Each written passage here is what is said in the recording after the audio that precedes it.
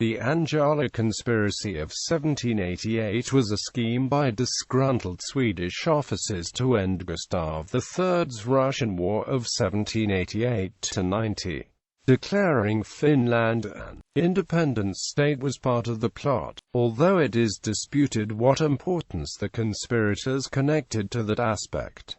Rising anger against the king and his war. The war was badly prepared and without the expected initial success. Anger rose against the king within the military ranks deployed to Finland, where the memory of the harsh Russian occupations of 1713–21 and 1741–43 remained vivid. The war was clearly initiated by Sweden, and in the view of a strong opinion, particularly among noble officers, a clear violation of the authoritarian instrument of government that the king, with support of the common estates of the parliament, had imposed in 1772. It was no secret that the war was conceived to increase the king's popularity and influence, and diminish that of his mostly noble opponents. The anger was fueled also by cabinet members who felt duped to support the war plans by the king's selective quoting of diplomatic reports from St. Petersburg. The failed attempts to besiege and recapture Hamina and Savonlinna, both of which had been in Russian hands since 1743, ultimately ignited a vehement opposition among the officers, and it was said that even the king wished for peace.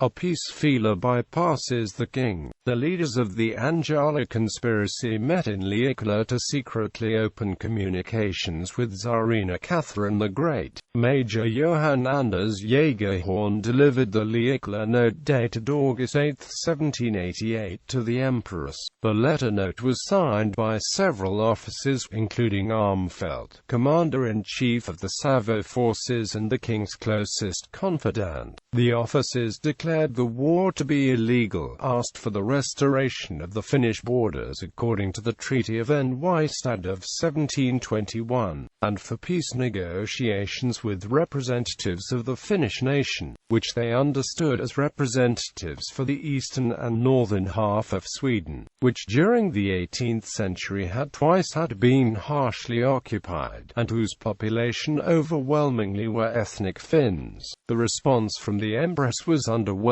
However, when Jägerhorn returned, the conspirators decided to lie to the fellow officers, and spread rumors about Catherine's inclination to accept the note. When Gustav III learned of the note, he demanded from his officers a pledge to fight to the last man. Instead, 113 of them signed their support in Anjala, accepting responsibility for the note and criticizing the attack on Russia. They declared that they would continue the defense of the fatherland in case Catherine refused the peace offer. An important demand was that the Diet must be summoned in the critical situation.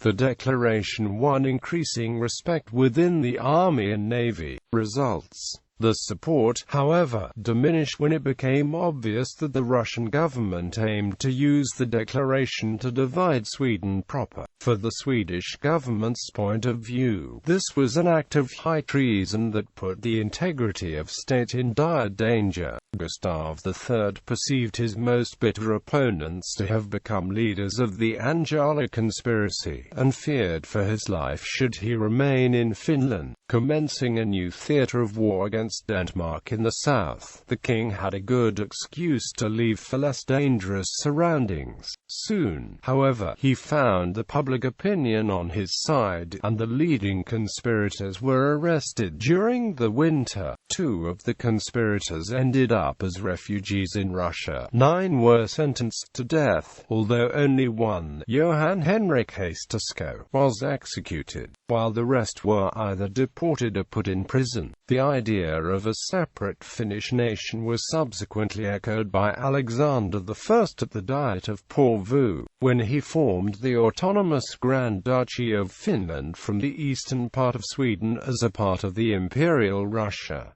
long-term effects. It may be argued that King Gustav used the Anjala conspiracy to win support for a revision of the Swedish constitution in order to strengthen his own position and weaken the influence of his opponents. But it may also be argued that this was what he had aimed at with the war itself, and that even after the unsuccessful attack on Russia he might indeed have been fully capable of achieving this, even without the boost in public opinion the Anjala conspiracy offered. A conclusion might be that the conspiracy maybe is more significant as an indicator of the situation in Sweden of the late 18th century than as an actual agent in history. The military officers who had supported the events with the best of intentions for the country became further alienated by the condemnations from government and that of the prevailing public opinion. Hence it can be argued that the split between the state leadership and the leading nobles, in particular in Finland, was further aggravated due to the reaction to the Anjala affair, particularly if the government's reaction for exactly that reason was intentionally lenient. This increased the willingness of leading Swedes in Finland to switch their allegiance from Stockholm to St. Petersburg, and thus contributed to the subsequent split of Sweden in 1808–09. The common estates, and the public opinion's